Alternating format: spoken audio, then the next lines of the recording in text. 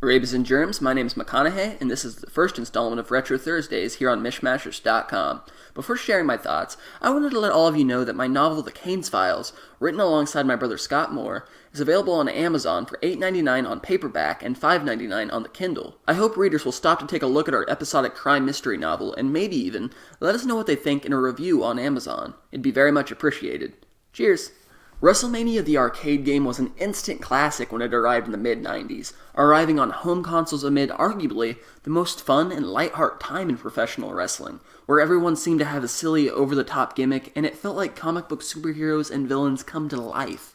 The arcade game, which made it on a plethora of consoles, embraced the charming absurdity of its subject matter with its own cartoonish, lighthearted approach, receiving a positive reception from critics and audiences alike. For me, I had warm memories of playing Wrestlemania on the original PlayStation, so much so that with all the titles I wanted to look at for Retro Thursdays, I found myself looking back to the days of Shawn Michaels swinging a baseball bat, spilling ham out from Yokozuna's gullet. Off the bat, see what I did there? Wrestlemania the arcade game has colorful, zany, but detailed graphics, especially for its time, alongside sound effects and music that honestly and truly is almost enough to sell oneself on the experience alone. Similar in a way to WCW Thunder, where, more than the actual gameplay itself, I find myself nostalgically reminiscing over the little pick-me speeches everyone on the roster did in the selection menus. Luckily, unlike WCW Thunder, however, Wrestlemania the arcade game won't have the player thumbing through the instruction booklet in order to perform a simple atomic drop, but instead presents itself as easily accessible. It had been years since I'd played, but I found myself picking up the controller and enjoying myself as if no time had passed. The arcade game is not without its faults. The limited selection of characters is a glaring disappointment. Provided our 8 characters to choose from, ranging from main eventers like Shawn Michaels and Bret Hart, to mid to lower card competitors such as Doink the Clown and Bam Bam Bigelow. Doink the Clown is my personal favorite to play as. It is a small but good selection. The Super NES omits Bam Bam Bigelow and Yokozuna, however.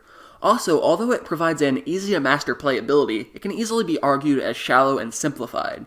The arcade game provides multiplayer at a time when local multiplayer wasn't mistreated like a novelty, and a ladder mode that allows the player to challenge for the WB Intercontinental Championship or the WWE Championship, with difficulty varying depending on user preference and which ladder mode one chooses. Commentary from Vince McMahon and Jerry Lawler is apparent, with them chiming in every now and again. Overall, it's also worth acknowledging it tends to feel a lot more like a Mortal Kombat fighting game experience than it does a conventional wrestling game experience. The general consensus is that the PlayStation and Sega Saturn ports provide the best overall experience, with the other versions tending to provide weaker graphics and sound, or slowing down as a result of too many enemies in the ring at the same time. Although Wrestlemania the arcade game may not be a great game as far as the sum of all parts is concerned, or even the best wrestling game on the original PlayStation, I'm thinking WWF SmackDown or SmackDown 2. It is a fun, memorable arcade-style game that's rightfully remembered and coveted by many. Maybe one day the WWE will break away from their simulation approach again for another arcade-style approach, another WWE All-Stars perhaps? Or remaster WrestleMania the arcade game with improved graphics and an updated cast of characters. Time will only tell. I'm McConaughey, this is NJ Today's Retro Thursdays, and thanks for watching.